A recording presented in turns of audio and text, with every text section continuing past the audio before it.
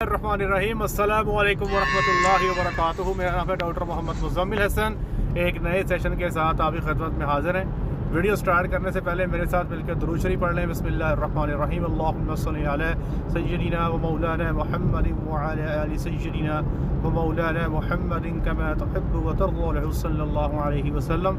ये वीडियो आप देख रहे हैं, ये फार्मर है जी हमारे, और इनको हमने फीड फार्मूला डिज़ाइन करके दिया था।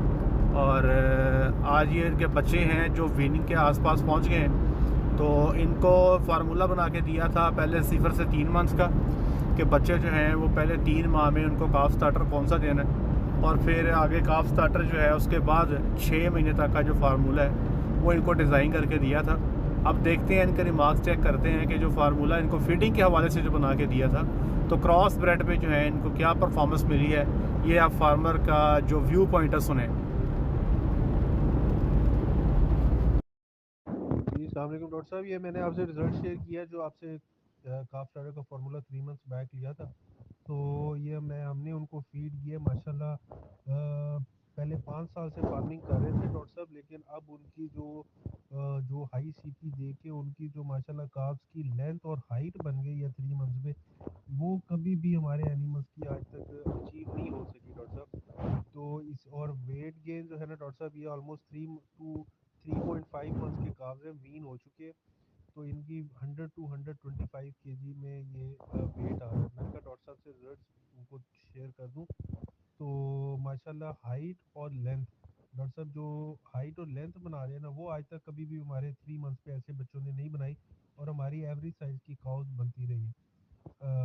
एवरेज साइज़ की जो काउज है वो बनती हैं। तो ये माशाल्लाह अब इनको 3.5 से लेके 6 मंथ्स का इनका सफ़र शुरू है। इंशाल्लाह मैं फिर आपको उस पर भी आपको रिजल्ट शेयर करूंगा। आपकी दूसरी फीड जो है वो आज से शुरू हो गई है, जिसमें सोयाबीन स्किप हो गया। शुक्रिया डॉक्टर साहब। हाँ जी, अस्सलाम वालेकुम। चलिए सर, बहुत खुशी हुई आपने रिज़ल्ट शेयर किए। एक चीज़ मैं आपको बता दूं सर जी, कि सबसे बड़ा मसला होता ही पहले 6 महीनों के अंदर है। जो बच्चा पहले 6 महीने में अपनी ग्रोथ नहीं कर पाता ना, फिर बेचारा सारी ज़िंदगी परेशानी का शिकार रहता है। तो माशाल्लाह, अगर आपने 3 साढ़े 3 महीने पे 100 केजी प्लस वेट कर लिया, 110 120 केजी कर लिया, तो you have done a marvellous job. हम भी इतना ही लेते हैं सर। हमारे बच्चे भी 3 महीने पे जो है 100 केजी के राउंड अबाउट होते हैं जी।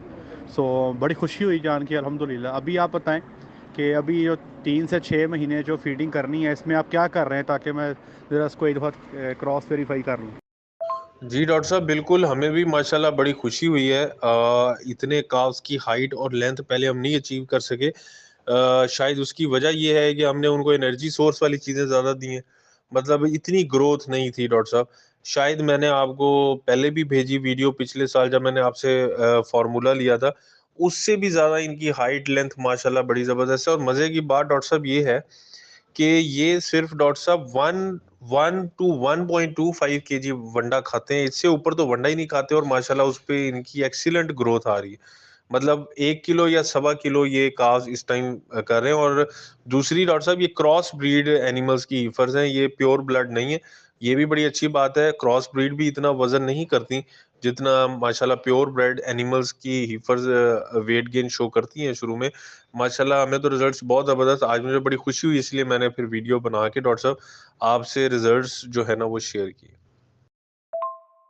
जी जी, ठीक होगा सर। जो आप आगे फार्मूला जो आप इस्तेमाल कर रहे हैं वो भी बिल्कुल ठीक है, जो मैंने आपको बना के दिया था ट्रेनिंग से लेके 6 महीने तक का, वो भी बिल्कुल ठीक है। आप इसको लगाएं, इस्तेमाल करें, इंशाल्लाह इंशाल्लाह आप इंजॉय करेंगे। ये मुझे उम्मीद है अल्लाह की ज़ात से, बल्कि यकीन है अल्लाह के घर से, कि इस दफ़ा ये बच्चियाँ जो हैं आपकी 11 से 12 महीने पे ईट में आ जाएंगी इंशाल्लाह। और आपने टारगेट ये करना है कि 13-14 माह पे इनको प्रेग्नेंट कर लिया जाए, और ये 2 साल से पहले पहले जो है ये काविंग के अंदर आ जाएं। यही टारगेट होना चाहिए। जी डॉक्टर साहब, बिल्कुल ऐसे ही है इंशाल्लाह। इस बार हमने फोकस भी यही किया हुआ है कि हमें जो मर्जी हो जाए इन हीफर्स का, एक दिन भी हम वंडा और जो प्रोटोकॉल आपने दिया है उसको नहीं छोड़ेंगे। ताकि मैं ये जो 20 हीफर्स का फ्लॉक है डॉक्टर साहब, अभी जो काव हो गई हैं, इनको मैं एक ही मंथ में डॉक्टर साहब नवंबर और दिसंबर में इनको एक ही प्रोटोकॉल लगा के इनकी सेमिनेशन कर दी जाए। क्योंकि हम इस चीज़ में वीक थे डॉक्टर साहब। नहीं हमें हीफर्स जो कोई जनवरी में प्रेग्नेंट हो रही थी, कोई फरवरी में हो रही थी, कोई मार्च में, वो कोई मज़ा नहीं आ रहा। तो अब हमने यही प्रोटोकॉल बनाया है कि हीफर्स को नवंबर दिसंबर में एक ही महीने में सारी हीफर्स को प्रेग्नेंट करें, मतलब उनकी इतनी अच्छी उनको इनकी ग्रोथ लें ताकि वो जब भी स्टार्ट ऑफ काविंग है सितंबर में आ जाए, ताकि यकदम दूध जो है वो डिप ज़्यादा हो जाए। जी सर जी, जो आपकी स्कैटर्ड काविंग होती है ना, जो कभी एक आज पड़ गई, एक 10 दिन बाद पड़ गई, एक महीने बाद पड़ गई, उससे आपके दूध को फ़र्क ही नहीं पड़ता। और बच्चे भी आपके आपके काफ सेक्शन के अंदर कुछ छोटा को बड़ा, ये बड़ा अजीब सा मामला हो जाता है। तो ये सबसे बेहतर ये है कि ग्रुप बनाएं, उसका ग्रुप का प्रोटोकॉल लगाएं। उसमें एक तो आपको दूध पे जंप मिलेगा जब सारी इकट्ठी बच्चा दे के आएंगी, और फिर जो काफ सेक्शन है आपका उसके अंदर भी एक यूनिफॉर्म काफ क्रॉप खड़ी होगी। ये बड़ा एडवांटेज मिल जाता है, पालने भी आसान। तो ये डेयरी फार्मिंग के कवानीन है, जो असूल हैं, जो हम बहुत देर से जो है यूट्यूब पे बताते आ रहे हैं। जी डॉक्टर साहब, इंशाल्लाह ऐसा ही है। इंशाल्लाह मिल्किंग साइड तो कंट्रोल है। अब साथ हीफर्स जो इस साल तो वही 1 बाय 1 ऐड होंगी, एआई होगी। नेक्स्ट साल हम ये कोशिश करेंगे कि जैसे मिल्किंग काउस जो सितंबर अक्टूबर नवंबर की काविंग है, उनको हम दिसंबर में प्रोटोकॉल से हमने कर दिया ऑलमोस्ट 35 एनिमल्स। इस तरह अगर आज हमें हीफर्स भी साथ दे देती तो हमारी वो 55 पे चली जाती है एक ही मंथ में। 2 मंथ में हमारी 55 60, और जब गर्मियाँ आती हैं तो हम जो आहिस्ता आहिस्ता दूध ऊपर चढ़ते हैं, तो यकदम हम सितंबर में और या अक्टूबर में हम पीक पे होते दूध में। तो डॉक्टर साहब इंशाल्लाह इस साल यही है, टारगेट यही है। इंशाल्लाह अल्लाह खैर करेगा, इंशाल्लाह ज़रूर अचीव करेंगे इंशाल्लाह। जी, आज के लिए इतना ही। अपना ख्याल रखें, दुआ में याद रखें, 5 वक्त की नमाज बाद जमात अदा करें। अस्सलामु अलैकुम वरहमतुल्लाहि वबरकातुहू।